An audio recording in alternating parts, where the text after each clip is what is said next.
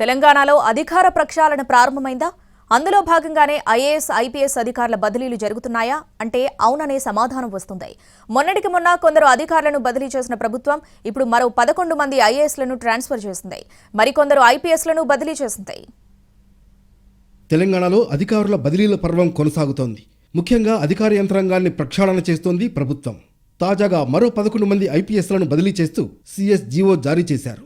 BRS ప్రభుత్వంలో పురపాలక శాఖ ప్రత్యేక ప్రధాన కార్యదర్శిగా ఉన్న అరవింద్ కుమార్ను విపత్తు నిర్వహణ శాఖకు బదిలీ చేశారు. విపక్షంలో ఉన్నప్పుడు అరవింద్ కుమార్ వ్యవహార శైలిపై కాంగ్రెస్ ఆరోపణలు చేసింది. ఔటర్ రింగ్ రోడ్డు విషయంలో చాలా అవకతవకలు జరిగాయని గతంలో కాంగ్రెస్ ఆరోపించింది. అయితే దాన్ని అప్పట్లో అరవింద్ కుమార్ తోసిపుచ్చారు. ఆయన స్థానంలో పురపాలక ముఖ్య కార్యదర్శిగా దానకిషోర్ను నియమించింది ప్రభుత్వం. హెచ్ఎండిఏ, సిడిఎంఏ కమిషనర్గా కూడా అదనపు బాధ్యతలు అప్పగించింది. ఇక విద్యాశాఖ ముఖ్య కార్యదర్శిగా బుర్రా వెంకటేశంను నియమించిన ప్రభుత్వం ఆయనకు కళాశాల, సాంకేతిక విద్యాశాఖ కమిషనర్గా అదనపు బాధ్యతలు అప్పచెప్పింది.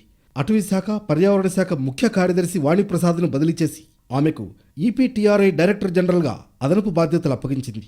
ఆర్ఎండ్బీ శాఖ ముఖ్య కార్యదర్శిగా కెఎస్ శ్రీనివాసరాజును నియమించింది. జీఏడీ కార్యదర్శిగా రాహుల్ బొజ్జాను బదిలీ చేయగా ఎస్సీ అభివృద్ధి శాఖ కార్యదర్శిగా అదనపు బాధ్యతలిచ్చింది.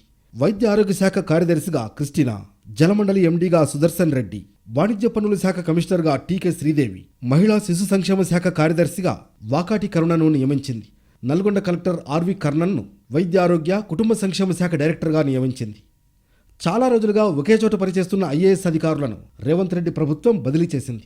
ఎన్నికల సంఘం బదిలీ చేసిన శ్రీనివాసరావు, శ్రీదేవికి తిరిగి పోస్టింగ్ ఇస్తూ తెలంగాణ ప్రభుత్వం ఉత్తర్వులు జారీ చేసింది. ఇక ఈసారి కూడా సీనియర్ ఐఏఎస్ అధికారిని స్మితా సబర్వాల్ పోస్టింగ్పై స్పష్టత రాలేదు.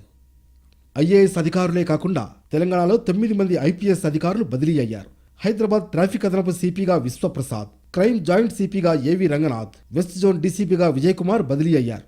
హైదరాబాద్ స్పెషల్ బ్రాంచ్ డీసీపీగా జోయల్ డేవిస్, నార్త్ జోన్ డీసీపీగా రోహిణి ప్రియదర్శిని, సిసిఎస్ డీసీపీగా శ్వేతారెడ్డి, హైదరాబాద్ ట్రాఫిక్ డీసీపీగా సుబ్బరాయుడిని నియమిస్తూ ఉత్తర్వులు జారీ చేసింది ప్రభుత్వం.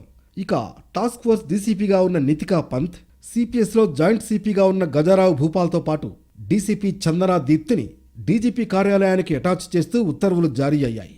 వీరితో పాటు మరో 5 నాన్ క్యాడర్ ఎస్పీలను బదిలీ చేస్తూ నోట్ విడుదల చేసింది హోంశాఖ.